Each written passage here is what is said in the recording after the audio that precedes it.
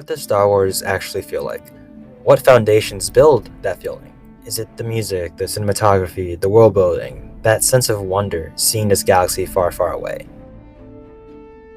Jedi Fallen Order aims to present those things, whether it be through its narrative, exploration, and combat.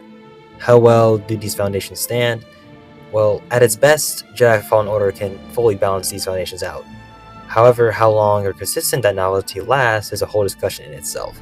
A discussion that I think should be had when it comes to this game and looking at the sequel, Jedi Survivor, where Respawn is seemingly taking bigger risks and expanding on what was, like any sequel. And to understand and prepare for the game, I want to look back and understand, its predecessor. The foundations it built, the archetypes used to make it, and see how well it delivers on those to deliver that Star Wars experience. Bracca is the planet where we start our adventure. A scrap planet where our main protagonist, Cal, a Jedi Padawan that has been hiding and keeping a low profile. This planet highlights all the strengths of Respawn's take on Star Wars. The scenery, the level design, how it tutorializes the basic movement functions is masterfully done, and the way Cal interacts with the others in the environment allows for the player to connect with him. How'd you get here? How'd you get here? And the different interactions he has also sets up his character arc pretty well. It's here saving Prof using the Force is what sets the story in motion, and his death also gives us a good way to set up a couple of our big bads for this game. But for now, we have a train to catch. I found the Jedi!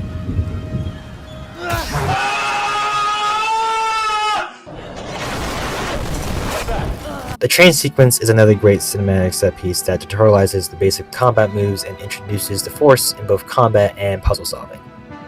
After running, jumping, fighting, escaping, failing, and having a cinematic fight, and escaping from the second sister, leads to us meeting our crew, Seer and Grease. Seer being a Jedi who no longer is connected with the Force after losing her Padawan, and Grease who is... Find your destiny. Calico! You were talking in your sleep. Weirdo. Man, shut your bitch ass up, nigga. It's here where we learn two things. Cal has cut himself off from the Force. He learned to survive on his own, not being able to trust anybody, except for one. Which comes into play for his character arc and how he copes with his trauma. But as the game presents those themes is when I'll start discussing and showcasing that. But for now, with the game's plot, we learn it's about rebuilding the Jedi Order, which in the context of this game makes really not much sense. I mean, it makes sense that there would be Jedi to do that, sure, perhaps, but if you watch any Star Wars, especially in this modern Disney era, you know the concept of any surviving Jedi can very easily invalidate a lot of pre-established canon. Even more so, the concept of rebuilding the Jedi Order in this era of Star Wars within, the original trilogy. So now the story has very little groundwork to really move around in terms of adding much to the overall Star Wars universe. All we have now to carry the story forward is these characters. And of course, the main plot that is driving them is the holocron, but as a player, you've kind of already lost me to be engaged in that plot. Which now takes us on our first planet, Bogano, which here Cal is in search of what's so significant about this holocron specifically. And after you find your first lost grace, you get introduced to BD-1, who Cal builds a connection with after helping one another out. And come on, look at him, he's adorable. Of course I keep him. But with BD as a companion now opens up the exploration Bogano has to offer and also the game itself, which here is tutorialized in this section. Bogano is the first explorable planet, like I said. It's the first showcase of the game's navigation and puzzle solving coming into play. There's a good amount to explore, and the game pushes that with the different pathways, not making it feel like you're trapped in just one set path. The game rewards you in a few ways, whether it be collectibles that help increase health or force meter, or even these force echoes that give some history and background of things that have happened in each of the planets, especially in Bogano, as you learn more about, Cordova and what he's been doing, which really helps expand the story and make you care for the plot that is happening a bit more with its characters. As you're exploring, you will find paths you can't access as you may not have acquired or found a certain upgrade or ability. With BD-1 though, you have access to a map that updates as you progress and interact with the world, marking areas you don't have access to or providing markers for players to consider when exploring. The map will update whenever those areas become accessible to the player, even when you're not on that planet. As Cal explores, he starts tapping into the Force. Building that connection gives us a flashback of his former master, Gerald T'Pol, which is voiced so well by Travis Willingham. I think I butchered his last name, but it's fine. I can honestly listen to his words of encouragement all day, because God knows I need it. But these flashbacks showcase the significance of Cal's relationship with his master, allowing for the player to connect with his character, while also introducing a new gameplay feature, which I think helps tie together everything we've discussed so far really well. It's here where Cal unlocks his first ability, wall running. With Cal now re-establishing some connection to the Force, and unlocking the wall running ability now gives the player access to areas they previously couldn't, giving the player a sense of progression, and also now we can actually enter the tomb. And it's here where he learns that he has to follow Eno Cordova's path to have access to the holocron. Now the player is presented between going to Dathomir or Zeffo. Zeffo being the way to progress with the story, however for me, I'm going all in, baby. The interplanet travel system is honestly something to behold. You select where you want to go and there's no apparent loading screen. You get to walk around the ship as it leaves the planet's atmosphere and go into hyperspace from the inside. It's something an overpriced ride at Hollywood studios wish it can achieve to this scale, and the conversations between the characters added on to the immersive experience. But I came to Dathomir not because I enjoyed the ride, but because it has something I want, and good God, this place puts you through the ringer. Dathomir crawled so Khalid can fly, and Dathomir crawled some big strides. Parrying these bear things allows you to insta-kill them immediately, awarding timing.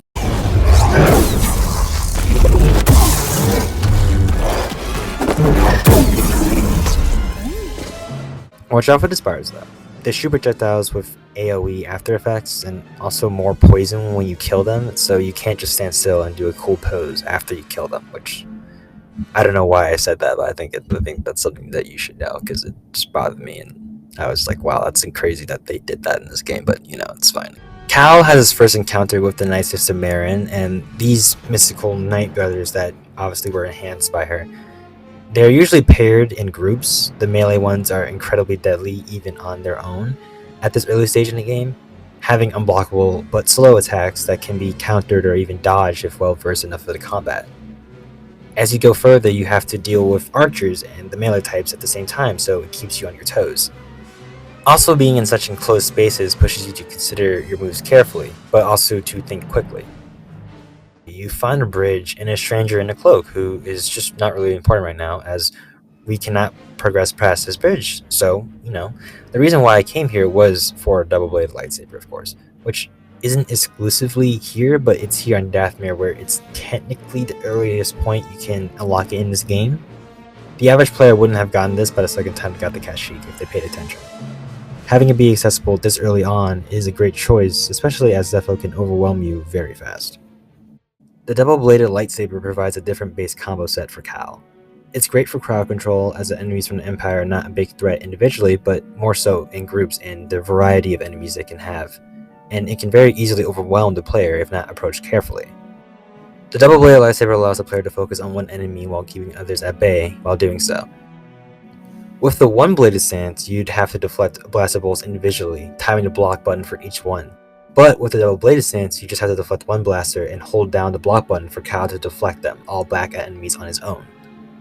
However, Cal doesn't do as much damage in certain swing moves, so switching stances mid-combat can be useful to be more effective when dealing with enemies. Before I get ahead of myself, I want to talk about force abilities, as they are an integral part to the game, especially in the combat department. Limiting yourself to just doing standard attacks makes you easier to be parried, ruining your flow. Not fun, but the force abilities are powerful and certain abilities are more effective against specific enemy types. Others may not be as effective, so there's a good amount of things to consider for the player in combat with specific enemy types. Also with the added fact that abilities are balanced out with the force meter, which can be increased with collectibles which are labeled as secrets, and story progression. Meaning yes, exploring every planet for its secrets gives you max ability potential. Zeffo has some interesting encounters with new enemy types.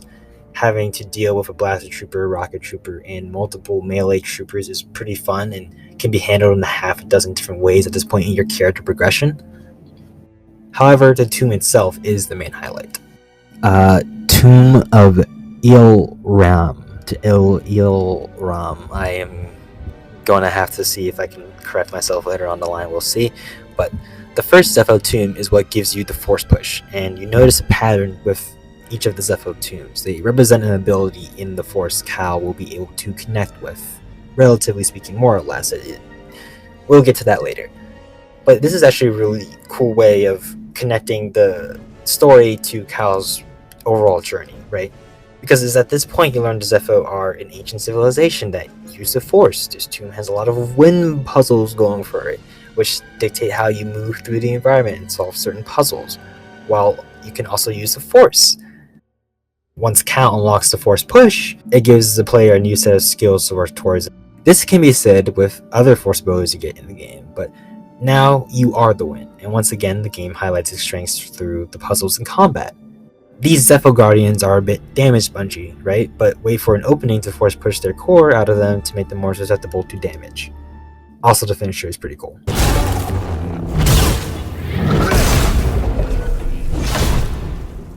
The final puzzle of this tomb is to get out using all your force abilities pretty much at the same time. And of course, using a wind as a key component to consider, as you need to climb up just fast enough before the orb pushes past the slot you need to put it in.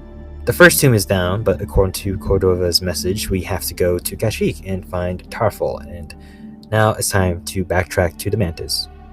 And it's here the Metroidvania aspect of the game is the most apparent, and even overall, Zeffo is the most Metroidvania this game has to offer. And at this early on, I was surprised on how much I can unlock and explore, which helps me segue to talk about this game's progression, more specifically the unlockable collectibles and how it ties into the exploration. Because when you first arrive at Zeffo, there's a lot of areas similar to Bogano you can't access, but without the force push. However, once you backtrack, you actually can have access to the area, and with the force push, gives you a new ability for BD1 that you could completely miss on an average playthrough. This upgrade also gives you that access to other areas on Zeffo and on different planets, now providing the player more of a reason to backtrack. It's exploration done in a meaningful way. I didn't even realize you can visit some areas like the crash site this early on. This level of opportunity can be compared with every new force ability you acquire, combined with how with every force ability you unlock, the skill tree expands, so it promotes trying to explore more to get more XP. Once you approach the Mantis, you are warned of the ATST. It's a simple boss fight. It's more so to tutorialize more ways you can use the force, push rockets and grenades back to just more damage, and go for legs.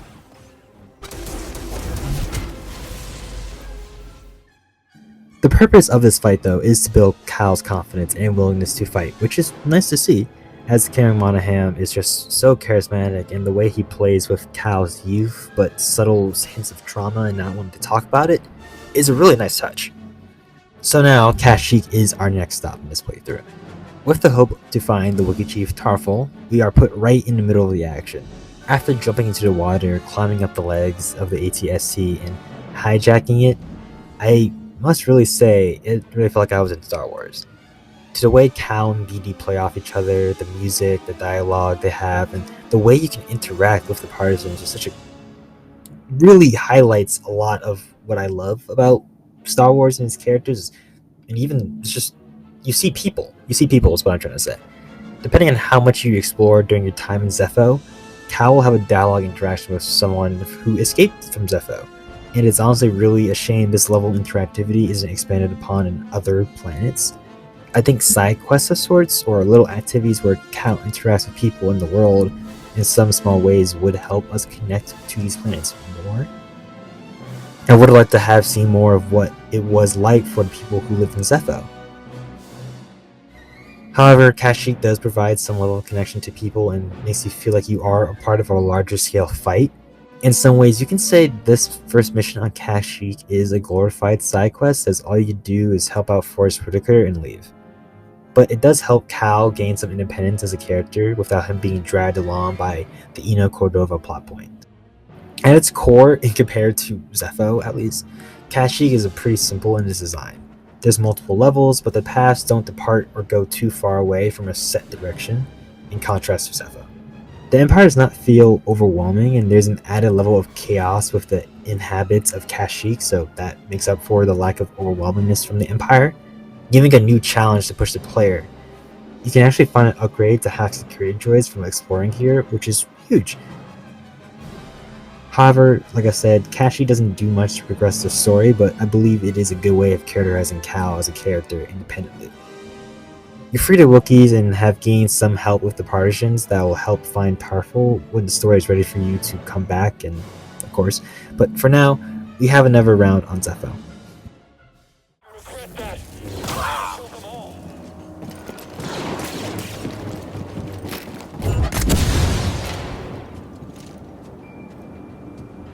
This round of Zeffo has us come back and explore a new part of a planet to investigate the Empire's excavation site of the second Zeffo tomb. It is implied that due to Cal's efforts of discovering the first tomb, it caused the Empire to continue their search, eventually fighting this new one. I think that should have been explored more. How his efforts on trying to fix things has only made things worse. This subject matter is brought up very limitedly in some dialogue that can happen while you progress certain objectives. I think not giving that concept a bit more time to cook in the oven was a mistake, as this concept actually helps enforce his decision at the end of the game, which I'll go into that later. But with the newfound abilities and tools, there are new ways of approaching the enemies on Zeffo. Enemies are slightly varied, and you'll now be dealing with more purge troopers. Once inside the excavation site, you unlock a new traversal tool for BD that allows you to go up and down zip lines, now opening up faster and new ways to get around planets. Going deeper into the site, you have a second encounter with the second sister. It's clear she's toying with you in this fight, and is at this point you're not fully developed as a Jedi, so it makes sense that, the fight like this is staged like this. You learn that, surprise surprise, Seer's apprentice is Trilla. While this is somewhat predictable, this now adds a new layer to the story. As we go further down, we are introduced to our second tomb. Tomb of McTrill. I'm pretty confident of that right. This tomb plays with gravity when it comes to its puzzle solving. You mainly have to activate terminals to get to your path and take out any opposition in your way, which is somewhat disappointing given how complex the puzzles were in the first tomb, which had the player adapt to the environment around them in creative ways. However, the force pull somewhat makes up for this. See, there are these vines that need to be burned down. To do so, you have to use these fire canisters. However, the player must consider the water distinguishing? Is that the word? I don't know. We'll just say destroying the flames. So a new angle needs to be acquired. This pushes the player to use all their force abilities. Pull, push, and freeze. And freeze the canister mid-air to get a new angle and pushing to the desired target. Also, a new guardian enemy where the pull is needed to make them more susceptible to damage is a nice touch. On our way out, we learn from Cordova that we need an Haxion, a key of sorts to access the Zeffo tomb in Bogano. Once again, we are left to backtrack back to the Mantis, but no matter how you try to go back to the Mantis, there's a specific encounter you'll have with a new enemy type, which is bounty hunters. Even beyond just this encounter, they spawn at specific locations, mostly in groups of 2. There are 3 different variants of them that you encounter, and it definitely adds more for when you're backtracking on planets. Their arsenal forces you to move quickly and consider when and what force abilities to use. Not bad, however here you're supposed to lose. Dodge this! Hey bro, watch your jet. Watch your jet, bro. Watch your jet! And it's at this point I'm scratching my head and I realize this game has a bit of padding, meaning they put you through some roadblocks to make the game longer. I forgot what this planet is called, but this bounty hunter-esque little mission or whatever is nothing really compelling narratively, but gameplay-wise it makes up for the lack of challenge the last tomb was. You don't have a lightsaber, or BD1 for that matter, so utilizing the force to open up pathways or find new ways around to a desired location is the game planning. It's a nice change of pace, sure, but it doesn't last long. As Cal tries to escape, we are forced to entertain. It's been mentioned the Haxion Brood would be after us, especially with Grease owing them a debt. Now we face the consequences. Very easily, I may add. Enemies come in waves, but there's enough space in the arena to move around them and quickly pick them off. And that's it. We get saved and we're back to our regularly scheduled program. And so at this point, you realize there aren't that many planets. And to Respawn's credit, they put in a lot of work in designing them, especially on Zeffo. But it's clear they were very limited in a lot of ways when it comes to this game. Haxion Brood is a big example of this, as while yes, narratively, now our characters are put at odds against each other.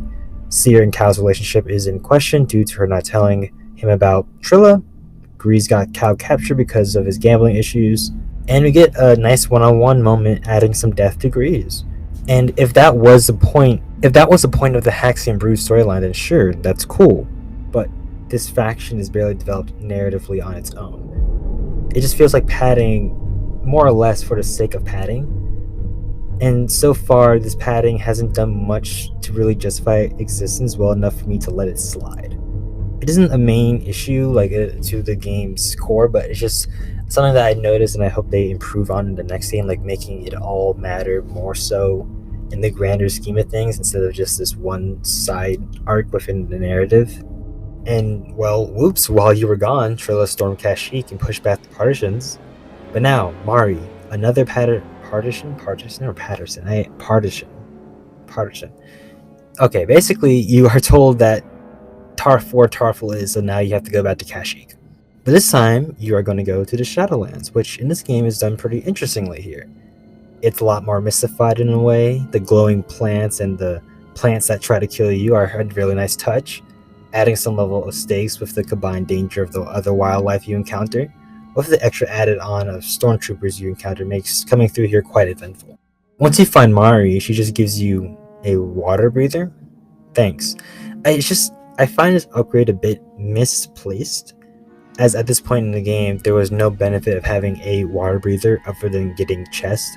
Going underwater doesn't provide much or adds to the gameplay dynamic. Like in compared to other games such as Tomb Raider or Uncharted, like those games, they had certain dynamics, like where you would have to go underwater a certain amount of time and you have to get up for air. There was fish underwater that would attack you, so utilizing stealth would be a cool option. Or in the case of this game, maybe having use of underwater lightsaber interactions or using the Force underwater more so in cool ways.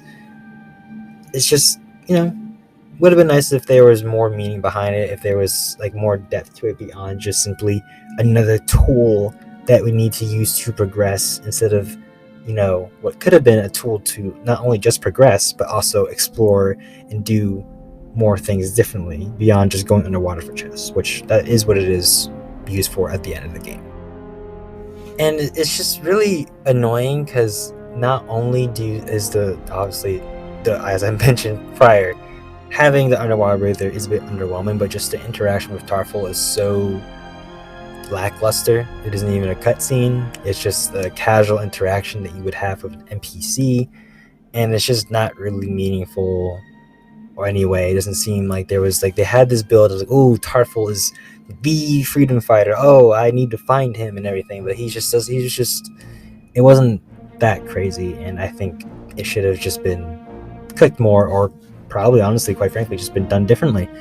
But that's just me. But beyond just my issues with this section, this is a bit unstructured, and I apologize for that. I kind of went off script, but I do want to talk about the double jump, which is actually implemented well here, as it ties into the lore surrounding the World Tree being this mystical place that is connected with the Force. As I mentioned before, having Cal's journey of reconnecting with the Force by going through locations that are heavily influenced by it is a superb way of intertwining gameplay in his personal narrative. It's so good, I won't even make fun of these Super Mario-like plans, but combined with the inclusion of the Jerospal cutscene, and his scenes are just super short and sweet, and they just help us with connecting with Cal without having to say outright how much he misses him. Well, speaking of which, Cal is at his peak since Order 66. Why did I write that? I wrote that and I thought that was so hard. Oh my god. Okay, we're keeping that in script. But after that, we have a boss fight with the Ninth Sister, which is relatively easy fight if you are well versed in the combat, and I am decently versed. First phase is nothing too serious. Second, she starts mixing unblockables in her moveset, and the final phase pretty much has previous moves but with some variation to it. All in all, defeating the Night Sister is used as a way to boost both Cal and the player's confidence in themselves.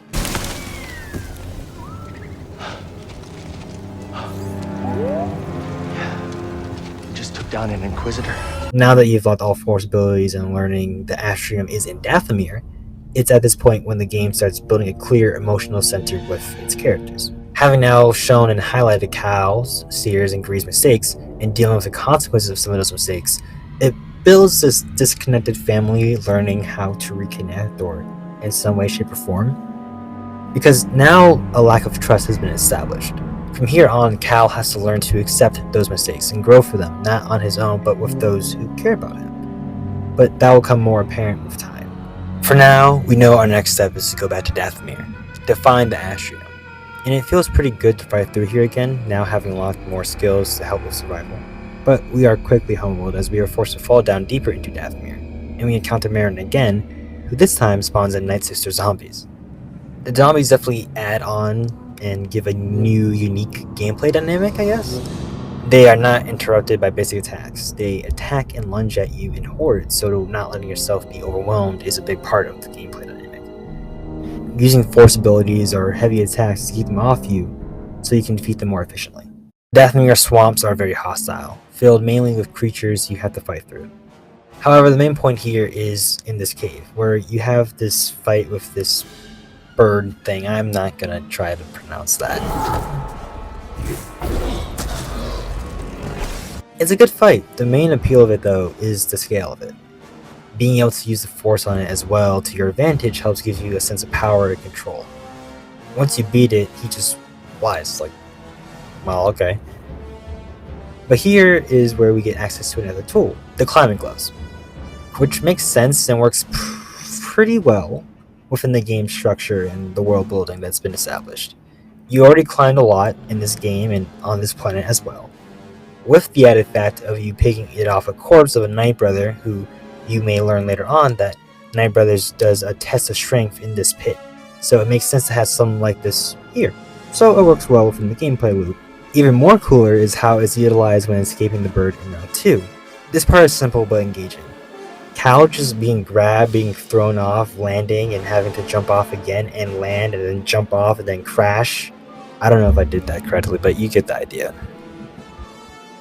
This part is pretty simple in terms of like what you're actually doing in terms of gameplay, but it's overall pretty engaging and cinematic. It's almost like something out of God of War. And here, once again, I will make the point that this entire section I just covered is more or less padding.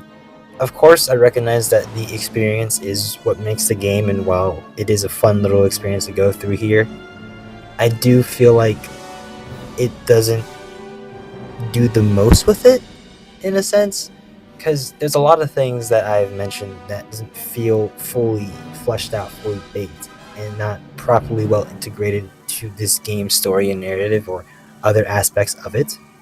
So it's just when I play through sections like this and I am having to fight through these guys and I'm not really learning much about them and not really engaging with the world to the same extent I would, like, let's say God of War or Elden Ring, with how there's a lot of fighting, but there's a lot of like moments in between, especially when this game has such a strong emotional center. It feels like it could have been using its time better. However, I will not say that it takes away from the experience. I just wish there was more that was added on to the experience. But of course, now we are actually not at the main point of this section, which is going to the tomb. But there's just nothing. Oh, well, let's just rest and contemplate our life choices, and we can now... Oh, we all know what's happening here, but Respawn knows how to play with our hearts. So much so, they have this little interaction. You little shits. It's... What is Order... I mean, I don't have to say much about this Order 66 section. Like, what could I say? Anakin Dark Deeds is playing, which, I can't play due to copyright, but it plays as Cal runs through the halls, fluttering blaster bolts, and hearing his dialogue, trying to understand what is happening. It just really adds on to the cinematic immersive experience. Also, there's just like a nice little parallel here where it could relate to Cal's trauma of how he tries to grab the lightsaber here, kind of similar to how he grabbed it in the tomb. I feel like that was, I don't know if that was intentional, but it's quite nice. I think that kind of bodes well with the trauma and how, you know, the more he connects with it, the more he's reminded of the trauma, the more like it explodes, and it's something that he cannot control. Yes. My blood is on your hands, apprentice. You are a failure, a weakling, a traitor. You are no Jedi!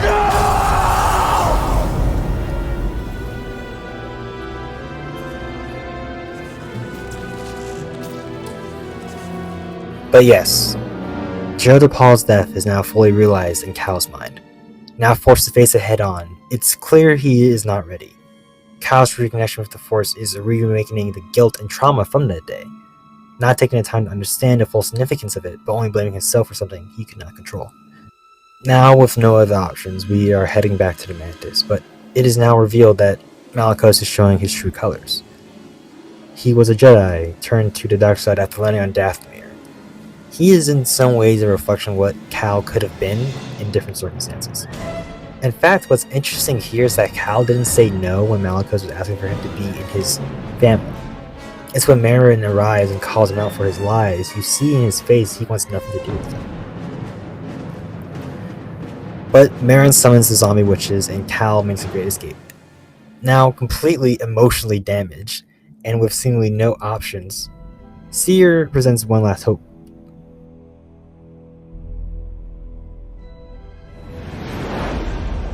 Ilum is our final planet, and is mainly used as a turning point of the story. Gameplay-wise, at this point in the story, is a bit interesting as you have no lightsaber, and are left to use the Force when trying to solve puzzles, and to progress. This one puzzle where you use a crystal to melt a wall of ice is nicely done. No direct way of solving it, but not lacking in direction to where the player can't solve it on their own without experimenting or backtracking. It's kind of insane. This is arguably the most in-depth puzzle in this game, and we have about 3 hours left. Making our way to the Kyber Crystal, Cal is left in a hopeless situation. Having what seems to be the last thing that makes him a Jedi destroyed, BD1 plays a recording that inspires Cal to get back up and build a new lightsaber. Right. There's still a chance.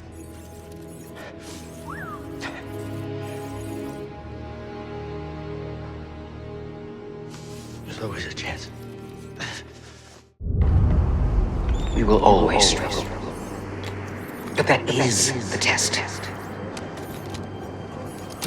It's the choice to keep fighting that makes us who we are. No! Failure is not the end. It is a necessary part of the path. Hope will always survive in those who continue to fight. Like you, BD1. Difficult, Master. Yes, the path is difficult. It may seem impossible, but with persistence and the Force as your ally, you will overcome any obstacle. The obstacles in your path define the path. What stands in the way becomes the way. Now. Trust only in the Force.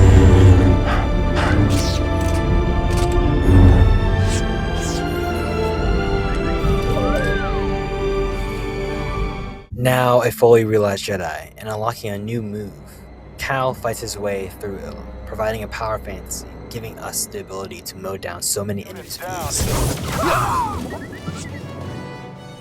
After Cal has a character arc moment with his master, we see his first act of being a Jedi with his conversation with Merrin. Having now been able to accept the past, he's able to make an alliance with Merrin. Not needing his lightsaber, but resolving it peacefully, being able to relate to her based on being the last of their own kinds. Now gaining the trust of Merrin, we now have to face Malicos, and it holds a lot of weight in the narrative with Cal now being a fully realized Jedi. A complete opposite of what Malicos is, who fully believes there is no hope for Jedi. The Malicos fight itself is definitely a good challenge, and incorporates a lot of what made Dathomir fun and challenging to begin with. Malicos is very fast and unrelenting, so parrying is the best way to get a proper opening. He's very resistant to a lot of force attacks, but using them when his guard's down gives the player an advantage. The second phase of the fight, he starts throwing not one, not two, but 3 different rocks, and you can force push them back if given a chance.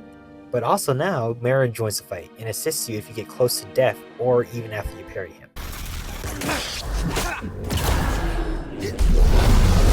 But now we have an Haxion to collect, and with no puzzle.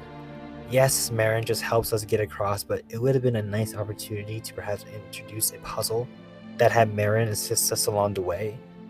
Well, the game makes up for it, because Cal once again uses his Riz power to get Marin to join us. I wish to fight by your side.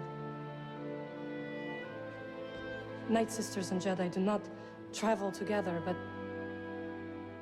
survivors, we adapt.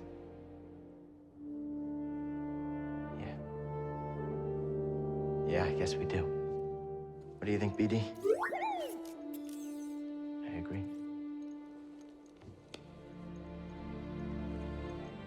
We are in the endgame now, and when it comes to opening the vault, Marin asks a good question of whether it's safe to find these Force-sensitive children. Doing so will subjugate them being hunted, and, well, yeah, that's actually a really good point. And it honestly makes me appreciate her character more beyond the relationship she has with Cal. Having a new character in the crew with a new perspective outside of rebuilding a Jedi Order is actually really smart and actually pays off very well here. There's a reason the Zeffo built their vault here. Where your holocron waits. Hidden. What are you getting at? This planet has remained nearly untouched for centuries. Were the lives you seek to protect really in danger before you intervened? And very soon after this question is asked, Cal is given some sort of message of what would happen if he were to train the younglings. And it poses a lot on him. A lot that I think should have taken some more time to ponder on or explore. But the game doesn't waste time as we fight Trilla yet again, and it doesn't last long, as Cal is forced yet again more exposition, this time from Trilla's perspective.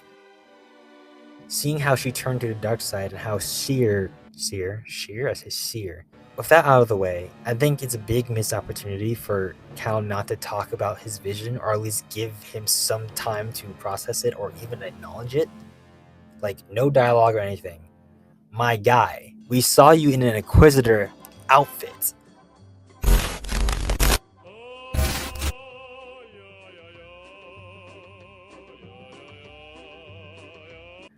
Trilla took the holocron, filled with fear and regret of her past mistakes. Cal is able to tell her the mistakes of the past are no longer just her responsibility. Seer acknowledges this by telling Cal to kneel, using the Force for the first time in years to grab and use her lost Padawan's lightsaber to make Cal a Jedi Knight. And fuck! Sorry about that, but there's just so many layers to this I adore. It is now I realize, if anything, Trilla's character is to serve Seer's character development, more so than Cal's. Both being able to come in terms with their past, but now we know where we need to go. We need to go to the Fortress of Inquisitors. I think there's a fancier way of saying that, I'm not sure. But both Cal and Seer being able to come in terms with their past, and thanks to Best Girl Marin's Night Sister ritual, we make our way to the fortress. If anything, the water breather is worth it for the visuals, as we now get to make our way inside the fortress. But entering inside is the fun part. The fortress is, well, a fortress. Nearly all Empire enemy types come at you in different ways and in good numbers. The tighter hallways enforce perhaps retreating to better pick enemies off without any range opposition. Once we get through multiple sections, Cal regroups with Seer and we get to see her have a girl boss moment before our final fight with Trilla. And the final Trilla boss fight doesn't hold as much weight to me as it did with the Malicos fight. The emotional connection we have to her comes from another character, or an exposition dump, but the fight itself just feels so in sync with everything else the game builds mechanically. She throws a flash grenade mid-combo, she mixes saber throws mid-combo, she summons a probe droid. This fight alone almost makes up for how underutilized her character is. Almost. Seer and Trilla finally get some closure, and it's beautifully acted and showcases a new layer to their relationship. However, in Jedi Fallen Order fashion, we can't waste too much time on these things. As well, Darth Vader is here, and he is represented as this intimidating, over-the-top force. Maybe a bit too much. Like, dude, he's killing his own men just to get to me. And just, look at this. Look at the chaos. Look at the damage he's doing just to get this one Jedi. Ugh. But instead of fighting Vader, we have to run from him, which is a really cool change of pace for the game. It's a bit like a horror movie, how he jump scares you twice in cinematic fashion. And he is unrelenting. And so much so, Seer taps into the dark side again out of fear, helping us eventually escape. And with that, the holocron is in our possession. And Cal destroyed it. And that's the game.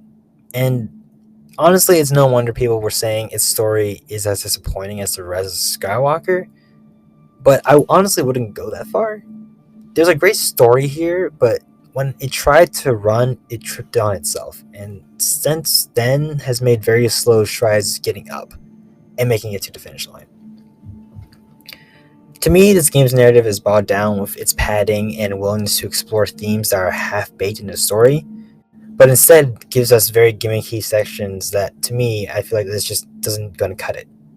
This game has some highs, but they are very few and far between, and more so they're in the latter half of this game. In some extent, I can see why people would think Cal's decision of destroying a holocron feels out of nowhere. There is barely enough with his characterization that was presented in the game that he would make that decision. There are a few dialogue tidbits and concepts are presented, but they aren't fully fleshed out. And I feel like if they were fleshed out more, the ending would have a bit more weight to it. Perhaps the game had a limited budget. Maybe working under the Disney umbrella didn't give Respawn the necessary resources. I make that statement saying I'm not a game developer, but given EA's history with Battlefront 2's campaign, I'm left wondering on the choice to make a game like this. Was it mainly for money? At around the development time of the game, and even now, EA has its eyes on the money. And they've suffered repercussions for it, and eventually made the best out of it, and then left it out to dry. You have a combat system like the Souls games, and Metroidvania planet design with tombs and puzzle solving in the same vein of Uncharted or Tomb Raider, using exploration mechanics from those games. But, as I said, those elements are not fully realized in the game experience. I spent this whole video trying to prove that. It could be that EA wanted to capitalize on these popular games and what made them engaging and put them in Star Wars. Having Respawn, a company whose flagship franchise was Titanfall, make a non-shooter like this could definitely be a result of that. But it's clear to me though, through all of that, despite my criticism, despite my takes on this game, that the people who worked on this game wanted to find the stars within these aspects and make something out of it. And does it always land? Well, for me, no. I feel Respawn has taken on so much of this game it lacks a proper identity to fully distinguish itself. And my hope is that Jedi Survivor can expand on those aspects and to make it a more distinctive identity for itself. And from what we've seen in the recent coverage, it does seem to appear that way, but in a few months' time we'll get that answer and know whether or not if Jedi Fallen Order was the start of a rise of a new set of quality Star Wars games. Thank you for watching. Have a good one.